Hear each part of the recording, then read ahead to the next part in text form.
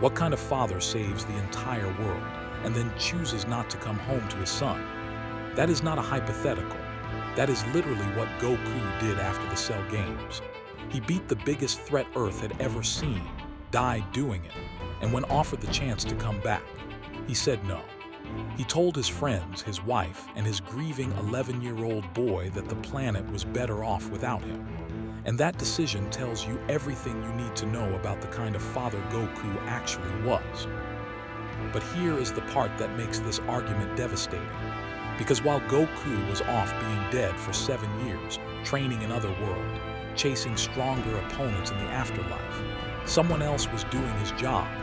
Someone who had zero obligation to do it. Someone who started the series literally trying to murder Goku. Piccolo, the reincarnation of the Demon King Piccolo, the guy whose entire existence began as an act of revenge. Let us set the record straight on the timeline. Goku dies fighting Raditz in Episode 5 of Dragon Ball Z. Piccolo fires the special beam cannon through both of them. Goku is gone, and who takes Gohan? Not Chi-Chi, not Krillin, Piccolo. He grabs this terrified 4-year-old kid and drags him into the wilderness for a year of survival training before the Saiyans arrive. 6 months alone in the wild, then months of direct combat training under Piccolo himself. And here is what gets lost in the retelling. Piccolo did not have to do any of that. He took Gohan because he saw the kid's latent power and wanted a weapon against the Saiyans.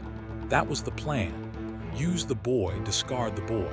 But something happened during those months in the wilderness that Piccolo did not plan for. He started to care. This creature born from pure hatred began to feel something he had never felt before. And Gohan gave it to him freely. Then comes the moment that seals this argument forever. The Saiyans arrive. Nappa fires a blast directly at Gohan. The kid freezes. And Piccolo, this villain, this demon's son, throws himself in front of it, takes the full hit with his own body. And with his dying breath, he tells Gohan, "You were the first person to ever show me what it means to have a friend." He dies protecting a child he was never supposed to love. That is fatherhood. That is the whole definition right there. Now compare that to Goku. And I want to be clear, this is not about saying Goku does not love Gohan. He does. That is obvious. When Gohan is in danger, Goku fights. When the world needs saving, Goku shows up. But here is the question nobody asks often enough. Does saving the world over and over excuse never being there for the family you saved it for? Because look at the actual record. Goku dies against Raditz, gone for a year. He comes back, fights the Saiyans, then immediately leaves for Namek. After Frieza, he survives but trains alone in space for over a year instead of going home. Then the androids show up, and yes, he trains with Gohan in the hyperbolic time chamber. That is genuinely the most sustained time they spend together in the entire series. 1 year in a magic room because the world was ending. That is not parenting.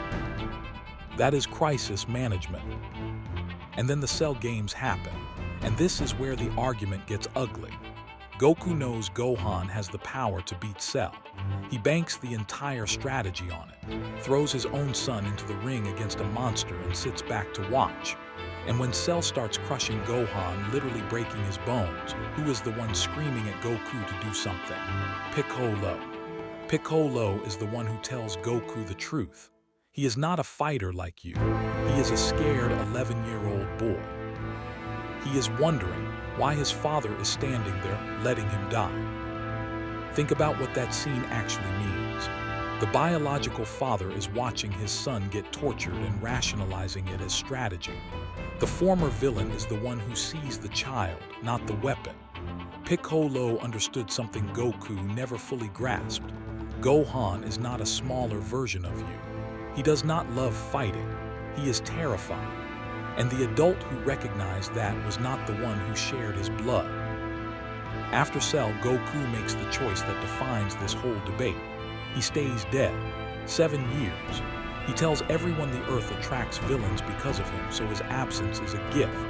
And sure, there is logic there. But Gohan just watched his father die. Gohan just killed Cell at 11 years old because his dad put him in that position. And instead of coming home to hold his kid together, Goku decides the noble thing is to stay gone. That is not sacrifice. That is avoidance dressed up as heroism. And while Goku is dead, he misses everything. He misses Gohan growing up. He misses Gohan going to high school, becoming a scholar, falling in love with Videl. He does not even know Goten exists until the World Tournament 7 years later, his own second son, 7 years old, and Goku meets him like a stranger.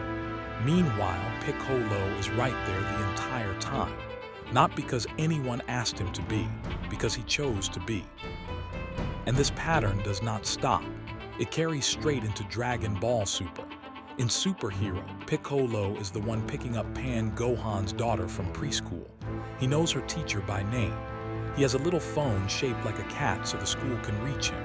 That is not a warrior doing a favor. That is a grandparent. Piccolo became the generational constant in this family. Goku is off on Beerus's planet sparring with Whis. Piccolo is doing the school run. So here is the real question this forces us to answer. Is fatherhood about who gives you life or about who shows up to protect it? Because by any biological measure, Goku is the father. He brought Gohan into the world. He loves him. That is real and it matters. But love that is always somewhere else, training, fighting, dead, is a thin kind of love for a child to grow up on. Presence is not optional in parenting. It is the job. And that is what separates Piccolo from Goku in this conversation. Goku's absence is always dressed up as duty. He has to train, he has to fight, he has to stay dead so the villains stop coming. There is always a reason, and the reason always sounds noble. But Piccolo had no reasons to stay.